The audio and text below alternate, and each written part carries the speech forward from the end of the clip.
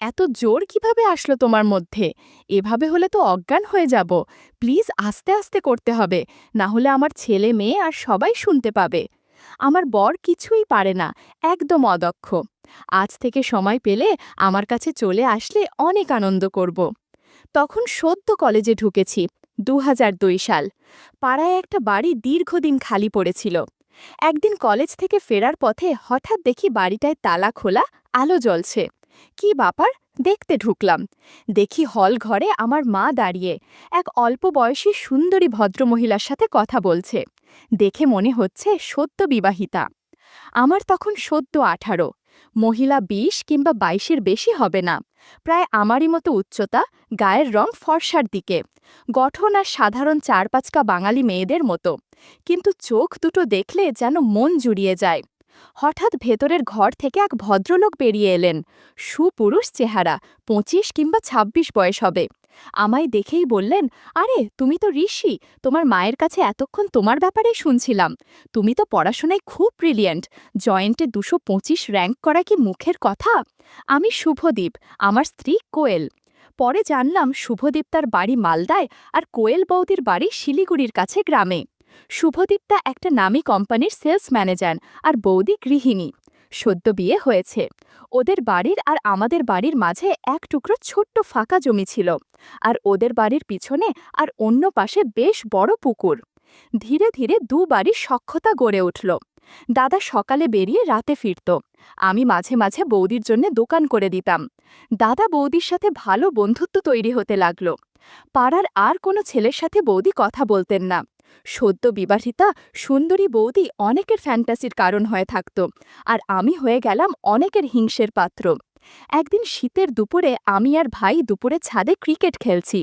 একটা লুজ বল তুলে মারতেই সোজা উড়ে গেল দাদাদের বাড়ির দেয়ালের ভেতর।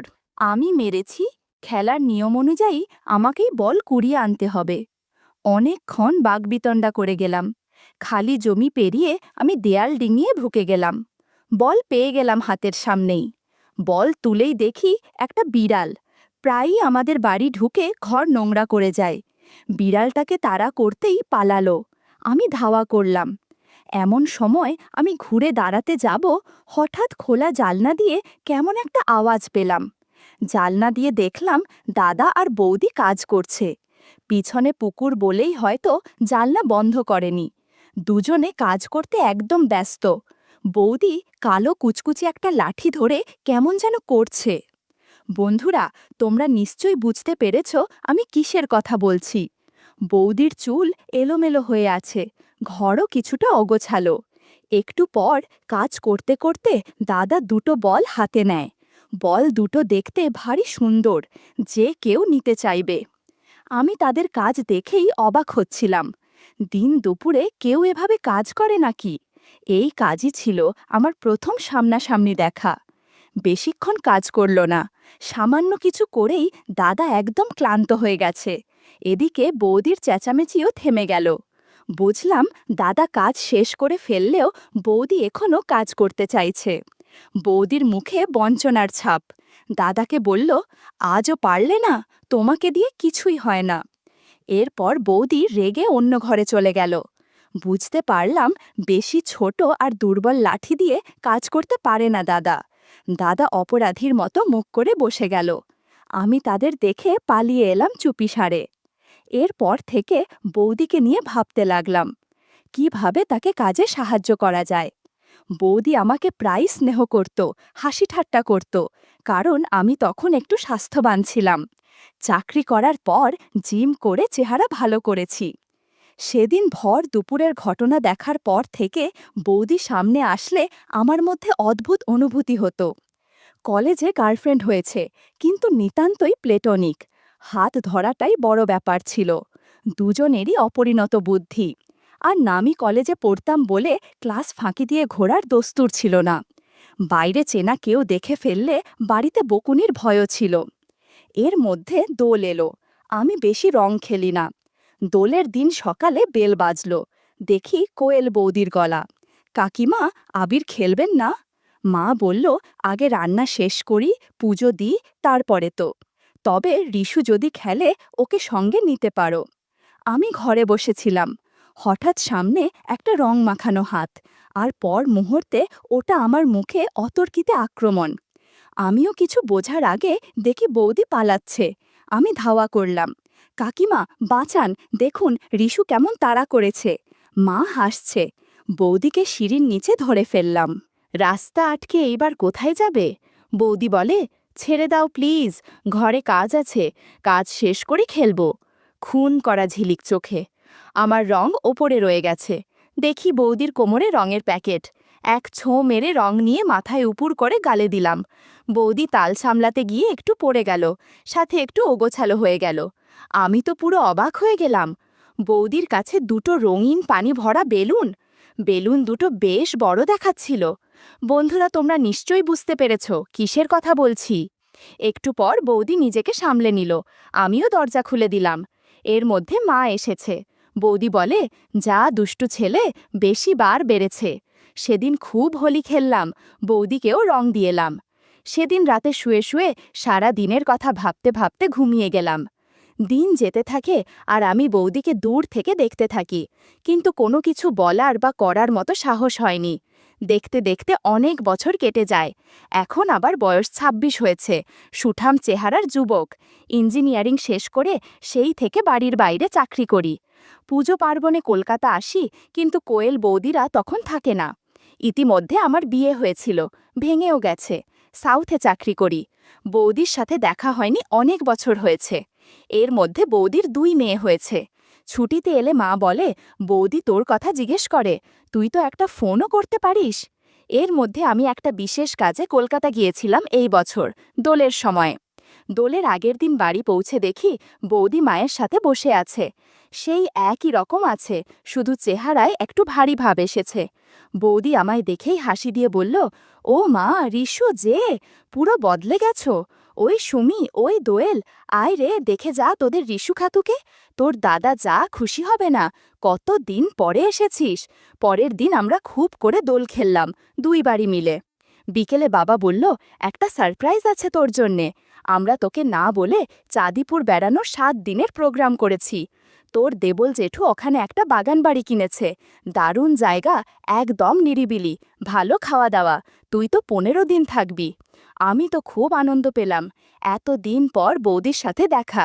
দুজনেরই বয়স বেড়েছে, কিন্তু খুনসুটি একই আছে। আমাদের দুজনের সম্পর্ক খুব ভালো ছিল। বৌদি আমার থেকে মাত্র ১.৫ বছরের বড় বলে আমরা ভালো কানেক্ট করতে পারতাম। কিন্তু আমি কোনো দিন বৌদিকে আমার সেই দিনের অভিজ্ঞতা টের পেতে দিইনি। মেলামেশাটা অনেক নিষ্পাপ ছিল। বৌদি আমার সাথে দেদার আড্ডা দিত। অনেক দিন পর বৌদির সাথে আবার আড্ডা দিতে পারবো, সেটাই অনেক মজা। বৌদির প্রতি একটা আকর্ষণ ছিল না, একটা ভালো লাগা আর একটা অদ্ভুত টান ছিল আমার। সেই বৌদি আজ দক্ষ গৃহিণী, ২ বাচ্চার মা, কিন্তু কথা বলতে গিয়ে দেখলাম সেই ১০ বছর আগে দেখা সেই আগের মানুষটাই। পরের দিন আমাদের বেড়ানোর কথা, কিন্তু দাদার হঠাৎ অফিস থেকে কল এলো, বলে ছুটি ক্যান্সেল, ১৫ দিনের জন্য সিঙ্গাপুর যেতে হবে। আমরা বললাম বেড়ানো ক্যান্সেল করে দিই। দাদা বলল, রিশু তো আছে, তোমরা ঘুরে এসো, আমায় না গেলেই নয়। দাদার কথা শুনে বৌদি রাগে ফুলে উঠছে। সে মানুষটা জীবনে কোনো আনন্দ দিতে পারল না। একটা লোক জুটেছে আমার কপালে। বৌদি আমাকে দেখে সামলে নিল। আমি বললাম, আহা বৌদি, কাজ থাকলে কি করবে বলো, আমিও তো সেবার আমার বোনের বিয়েতে আসতে পারলাম না। বৌদি বলল, তুমি জানো না, তোমার দাদার পাড়ায় মাসির বাড়ি থেকে কলেজে পড়তাম। আমার শ্বশুর আমার মেশোকে বলে বাবাকে ধরে জোর করে বিয়ে দিয়ে দিল এই লোকটার সাথে। তারপর থেকে খেতেই চলেছি, কিন্তু সামান্য আনন্দ পাই না, একা একা রাতে ঘুমায়। আমি বললাম, ছাড়ো না বৌদি বেরসিক ঢোলটাকে, আমরা খুব মজা করব, আমি তো আছি, খুব আড্ডা দেব। আচ্ছা, এই কদিন আমি তোমার দেওর কম বয়ফ্রেন্ড বেশি থাকব। দেবর মানে জানো, ১.৫ গুণ বর, মানে বরের ১.৫ গুণ আনন্দ। বৌদি এবার হেসে বলল, তাই নাকি? পরের দিন ভোরে হাওড়া থেকে ট্রেন। আমরা খুব ভোরে বেরিয়ে গেলাম। একটা ইনোভা ভাড়া করে গেলাম স্টেশন অবধি। সামনের সিটে ভাই, মাঝে মা বাবা, সুমি আর দোয়েল, পিছনে আমি আর বৌদি। দুটোর একটাকেও পিছনে আনা গেল না। কেউ এক মুহূর্তের জন্য আমার মা বাবাকে ছাড়বে না। বৌদি একটা মুচকি হাসি দিল, ফিস ফিস করে বলল, আমি এখন ৭ দিন তোমার গার্লফ্রেন্ড, মনে আছে তো? আমি বললাম, সে কি আর ভুলতে পারি? এই 7 দিন তুমি আমার থেকে যা খুশি আবদার করে নিতে পারো, আমি তোমার সব দাবি পূরণ করব। ট্রেনে উঠে গেলাম। AC coach. আমাদের সিটগুলো একদম পেছনের দিকে পড়েছে, লাস্ট দুটো রো, সামনের 6টা সিট আর পিছনের দুটো। কিন্তু আমরা 7 জন এসেছি, কারণ দাদা আসতে পারিনি। উঠে ট্রেন ছাড়তেই সকলে ঘুমিয়ে পড়ল। অনেক ভোরে উঠে আসতে হয়েছে। তার আগে মা আর বৌদি মিলে খাবার তৈরি করেছে। বাচ্চা দুটো ঘুমিয়ে গেল উঠেই, মা বাবাও ঘুমিয়ে গেল। আমি আর বৌদি টুক করে গল্প করতে লাগলাম। বৌদি বলল, তুমি কিন্তু ঘুমাতে পারবে না, আমায় সময় দিতে হবে। আমি বললাম, এই 7 দিন সব সময় তোমার হয়ে থাকব।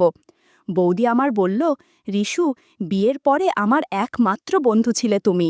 নিজের সব কিছু ছেড়ে এখানে এসে গেলাম, সব কিছু নতুন। তুমি তখন আমার জন্য অনেক করেছ। আমি বললাম, বৌদি, আমি তো শুধু আড্ডা মারতাম আর একটু আধটুটো দোকান করে দিতাম, এ আর এমন কি? না গো, তোমার সাথে কথা বলে আমি খুব হালকা হতাম। সব কিছু তোমায় বলতে পারি না, কিন্তু সবার জীবনে একটা ফাঁকা জায়গা থাকে। তোমার বন্ধুত্ব আমার ফাঁকা জায়গাগুলো অনেক ভরে দিয়েছে। এই কবছর তোমার সাথে দেখা হয়নি বৌদি, তাও তো কিছুই বদলায়নি, আমরা একই রকম আছি। Thank you Rishu. বৌদি ইমোশনাল হয়ে যাচ্ছে দেখে আমি হাতে চিমটি কেটে দিলাম। বৌদি একটা খুন করা চোখের ঝলক দিল। আমিও হাতে ছুরি ধরে বুকে মারার মতো অভিনয় করে বললাম, তোমার নজর যেন বুকে ছুরি চালায়। আহা দাদার কি ভাগ্য, এই নজর প্রতিদিন দেখতে পায়। এই দিক থেকে দেখতে গেলে দাদার থেকে তোমার ভাগ্য বেশি ভালো, দাদার থেকে তুমি বেশি পেয়েছ। এটা কিছু স্পেশাল মানুষের জন্য রিজার্ভ করা। তোমার দাদাকে আমি সেই স্পেশাল জায়গাটা দিতে চেয়েছিলাম। ও আমার স্বামী হতে পেরেছে, বন্ধু হতে পারেনি। আমি এখনো অবধি তোমার দাদার থেকে কিছু আবদার করিনি। সংসার, বাচ্চা সব কিছু নিয়েই আমার জীবন বয়ে যাচ্ছে, নিজের চাহিদার জায়গাটুকু নেই। আমি বললাম, ছাড়ো না বৌদি, এখন বেড়াতে যাচ্ছ, এসব ভুলে থাকো তো, আমি তো আছি। সে বলল, ছাই আছো, কেমন বয়ফ্রেন্ড তুমি, জীবনে কি প্রেম করনি, জানো না গার্লফ্রেন্ডের সাথে কি কি করতে হয়? মনে মনে বললাম, পরে টের পাবে কেমন আমি। বৌদি বলল, জানো, আমার কলেজ লাইফে একটা বয়ফ্রেন্ড ছিল, সেই হিসাবে তুমি আমার দ্বিতীয় বয়ফ্রেন্ড।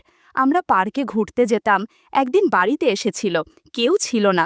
সেদিন অনেক কিছু হয়েছিল, কিন্তু আমি মজা তো পাইনি, উল্টে এমন ব্যথা পেয়েছিলাম যে কিছু করার আগেই আমি ওকে অন্য ঘরে চলে গিয়েছিলাম। বৌদির চোখের কোণে জল চিকচিক করে উঠল। খুনসুটি করতে করতে চলে এলাম গন্তব্যে। জেঠুর বাগানবাড়িটা বেশ বড়, খোলামেলা, বড় জানালা, লাগোয়া পুকুর, সামনে লন, তাতে স্লিপ, ঢেকি লাগানো দোলনাও আছে। নিচে রান্নাঘর, খাবার ঘর, বসার ঘর, একটা বড় বেডরুম, ওপরে 4টে বেডরুম, খুব পরিষ্কার। জেঠু এই বাড়িটা পিকনিক, বিয়ে এসবের জন্য ভাড়া দেন, আর মাঝে মধ্যে নিজে এসে থাকেন। নিচের বেডরুমটায় 6 জনের শোবার ব্যবস্থা, ওপরেরগুলোয় 2 জন করে। নিচেরটা সুমি আর দোয়েল দখল করে নিল, বলল আমরা দাদু দিদার সাথে থাকব। ওপরে আমি, ভাই আর বৌদি এক একটা করে রুম নিয়ে নিলাম। রুমগুলোর পিছনে বারান্দা, বারান্দাগুলো জোড়া, একটা থেকে আর একটা অনায়াসে যাওয়া যায়। প্রত্যেক রুমে লাগোয়া বাথরুম আছে। বাচ্চা দুটো চলে গেল খেলতে। ভাই খুব ঘুমকাতুরে, ঢুকেই ঘরে খিল দিল। মা আর বৌদি লেগে গেল জোগাড় করতে। কাজের লোক বলল, মাজি, আমরা সব করে নেব, আপনারা বিশ্রাম নেন গিয়ে। ওরা ঢুকতেই দিল না। বাবা বসে গেল বই নিয়ে। আমি সমুদ্রের ধারে গিয়ে ছায়া দেখে বসলাম। বাগান, বাগানের পরে বিচ, তারপরে সমুদ্র। দুপুরে আমি আমার ঘরে ঢুকে গেলাম। ঘরে ঢুকেই দরজা দিতেই বারান্দার দরজায় টোকা। বুঝতে অসুবিধা হলো না, বৌদি এসেছে। তড়ঘড়ি দরজা খুলে ঘরে ঢুকিয়ে নিলাম। জানলা বন্ধ করে এসি চালিয়ে নিলাম। বৌদি জানলার কাছে দাঁড়িয়ে সমুদ্র দেখতে লাগলো। আমার আর বৌদির ঘর পাশাপাশি, বাইরে হলরুম, আর হলের উল্টো দিকে 2টো বেডরুম। ওর একটাতে ভাই আছে। আমি বৌদির কাছে এসে পিছনে দাঁড়ালাম, বললাম, কিছু কাজ জমে আছে, সেগুলো করতে হবে। ধীরে ধীরে আমরা কাজ করতে শুরু করলাম। বৌদিকে বললাম, চিন্তা করো না, আমি দাদার মতো এত তাড়াতাড়ি ক্লান্ত হই না। আমার কথায় বৌদি খুব খুশি হলো। কাজের সময় অনেক শব্দ হচ্ছিল, তবুও খুব আস্তে আস্তে করছি, যাতে বাইরে কেউ টের না পায়। আমরা কাজ চালিয়ে যেতে থাকলাম। 2 ঘন্টা কাজ করার পর অনেকটাই এগিয়ে এসেছে। অনেক ক্লান্ত লাগছিল, তাই বিশ্রাম নিয়ে নিলাম। রিশু এই প্রথম কারো সাথে কাজ করে ভালো কাজছে। সময় পেলেই এভাবে আমাকে সাহায্য করবে।